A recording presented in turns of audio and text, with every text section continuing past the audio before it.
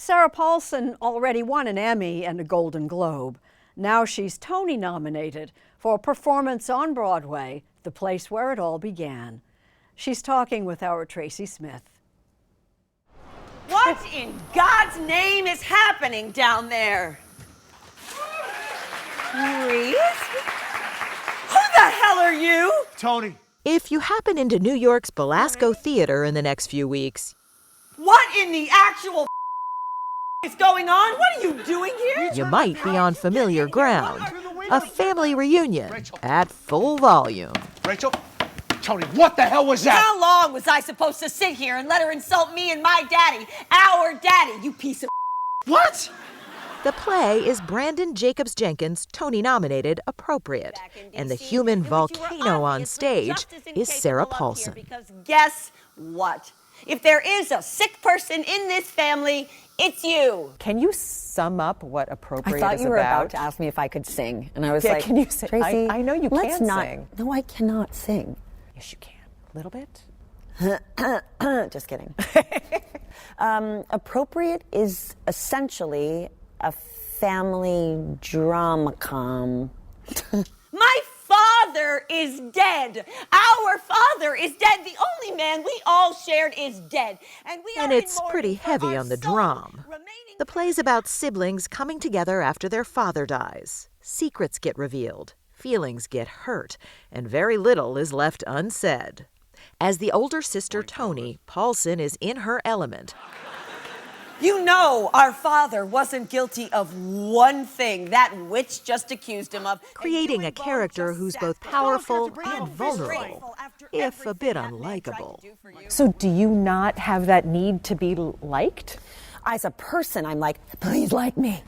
Please, I'm begging you. I'm like a puppy dog that way. I mean, of course I want to be liked. But as an actor. But as an actor, I feel like I don't think about it at all. And she still can't believe it's her name above it all on the marquee. She says seeing it for the first time was a shock.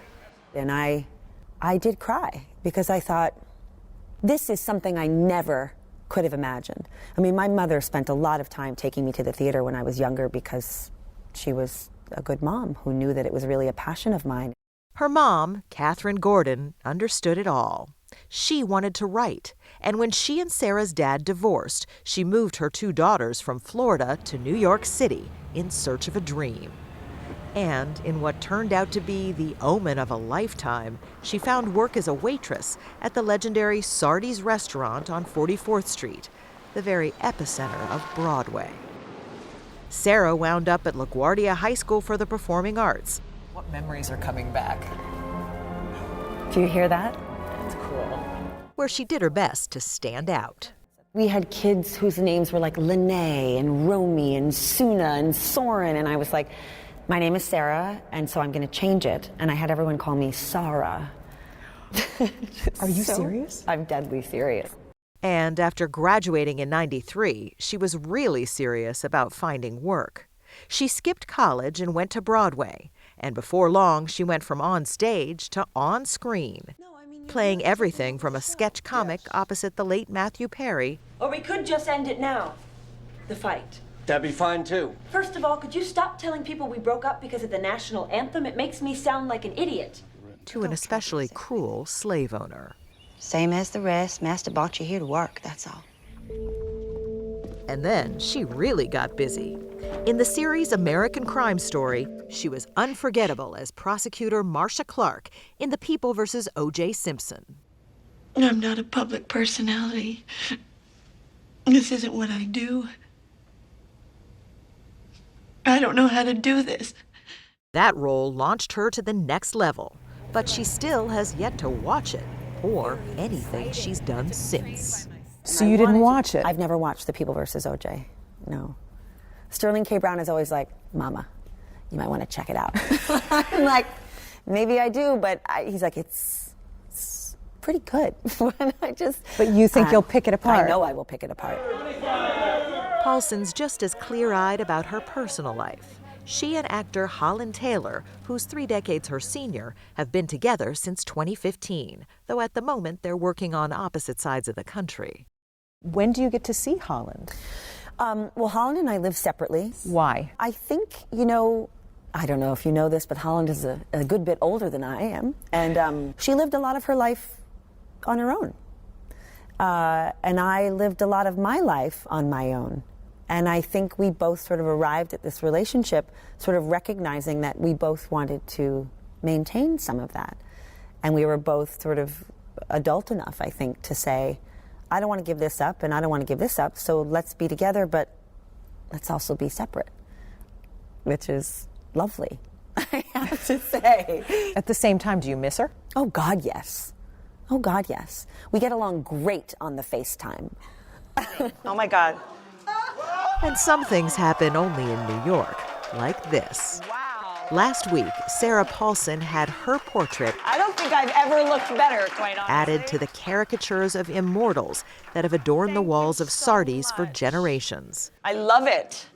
It's going to be my new headshot, if that's okay. The very place where her mom once worked. The man with the picture is Sardi's owner, Max Klimovicius, who hired Sarah's mom back in the day.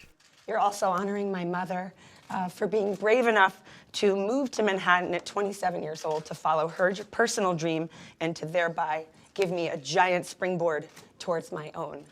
It's hard to describe the feeling in the room, but you can see it all in the face of a former Sardi's employee.